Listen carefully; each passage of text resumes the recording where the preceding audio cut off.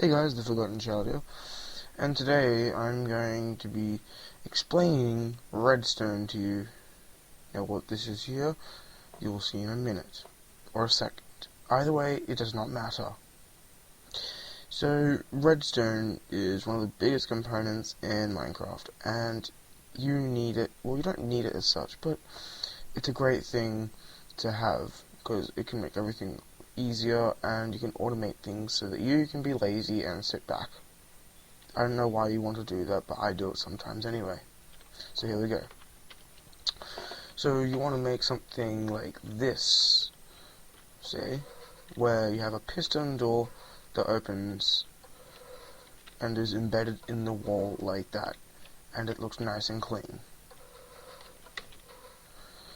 Now, you may be looking at the wiring and thinking, that might be hard, and I do not understand it, but believe me, it is 10 times easier than what it looks like. And that's why you learn Redstone, so that you can get into this knowledge circle, or something or other like that, so then you can make things like this and invent your own things, because not everything's about copying others and what they do. So what I've done here is I've just set up a world with NPC villages all over the place. They're actually really annoying me, but nonetheless, let's begin. So there are a total of 4 outputs, but you can see I've got 5 here. I'll explain why in a minute. Now, this is a switch. It looks ugly, yes, but what it does is it will have a constant on position, so it will always send an on signal as long as the switch is on, and when you flick it off, it's off. Simple, but it looks ugly. That's why there's a button, because that looks so much better, although it's kind of camoed to the block. Like if you look back here, you can't really see it as such. You can, but not as easily. But the only problem with this one is the button will only do the signal for about 2 seconds. Now, if you wanted to do the same thing as a lever, because the button looks so much prettier and cool, you can attach a T flip-flop, which I'm not going to explain in this video, maybe in a future video, but not in this one, because it's going to confuse a lot of people. Now, pressure plates is the third one, which, well, pretty much you just step on them, and they'll send the signal as long as you're on them, and when you get off, it will turn off the signal momentarily. Now, there are 2 types. There are the wooden ones, and there are the stone ones. As you can see, I have a friend here stepping on the wooden one, so I'll step on the stone one. Now, they both get activated by the player, but if I just get my friend off, the wooden one can be activated by an item, whereas the stone one cannot. Whereas the stone one cannot be activated by an item. Let me just switch it around for convenience for myself.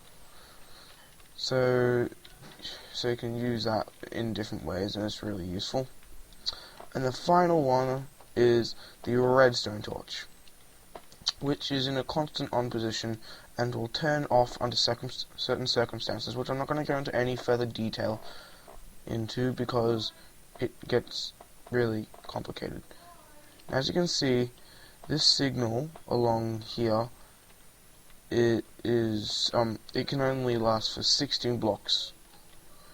After that, it dies. The signal dies, and you can't do anything about it. That's where the repeater comes in, because now you can do something about it. Before, with repeaters, you had to make them like this, which I will just quickly demonstrate for you. Before, you had to make them in this big bulky pattern, which is painful as hell. I hated it, but it would do the job, and it would extend the redstone signal. So whenever that signal would turn off, so would the rest on the repeater, which, if you haven't realized, that is actually just 2 inverters connected. But then in one of the updates that Notch added, he added repeaters, which saved us a lot of time and kind of stopped breaking our balls for that matter. So we have this, which is better than the repeater which you make out of blocks and redstone torches for 2 reasons.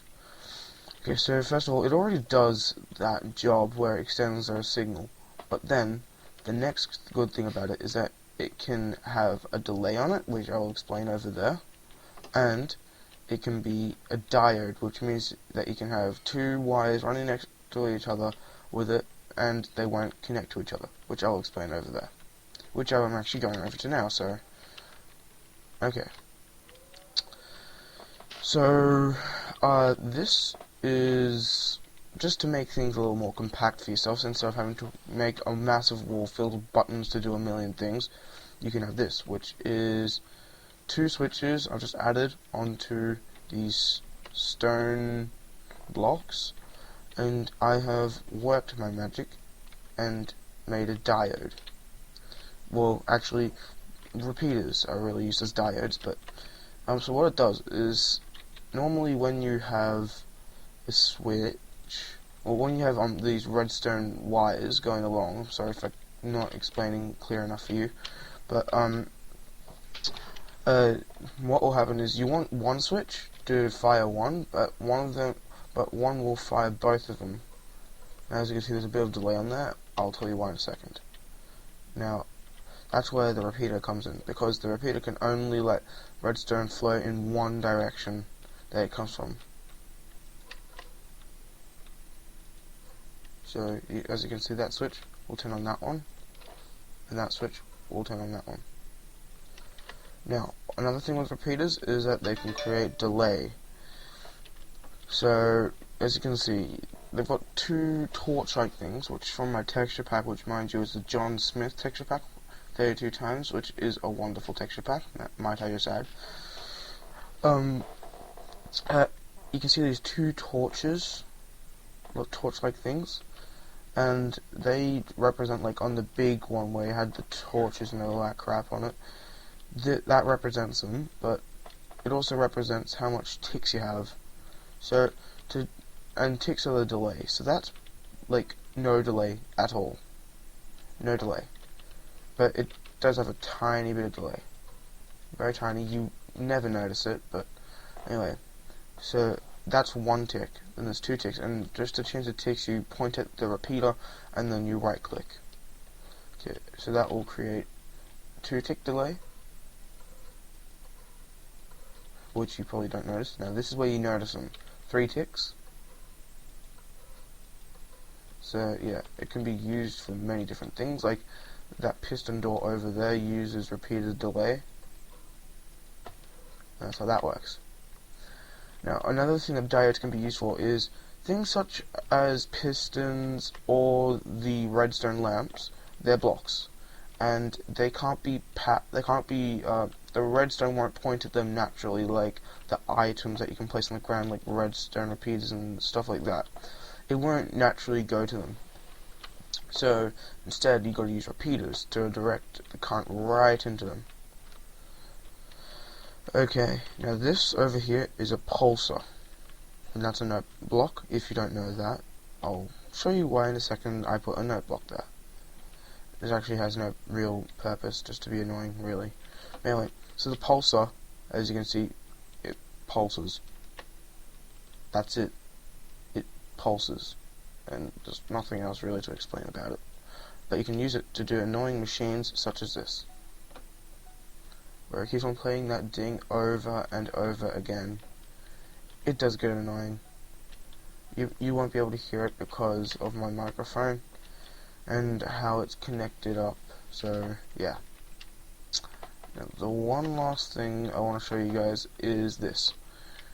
Blocks can be powered by repeaters and also redstone, but I'd rather use a repeater because it's a bit easier to work around then. So blocks can be powered, and then they'll power the things around them. So on all ends. It's not all four.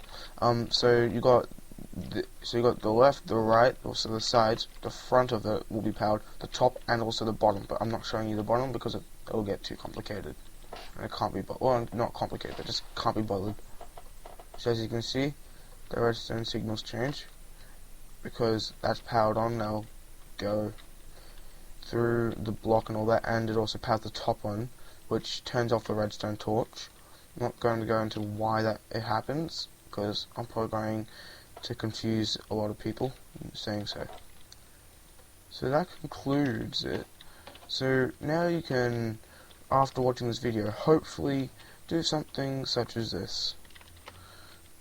So I just made like a quick battering ram to ram into this wall, a very thin wall, which is actually a TNT cannon, but slightly different. My version, but cooler and stuff like that. So now you could do something like that, fully automated and everything, and you control your friends. So that concludes this video. Please comment, rate, subscribe. The Forgotten Child is out.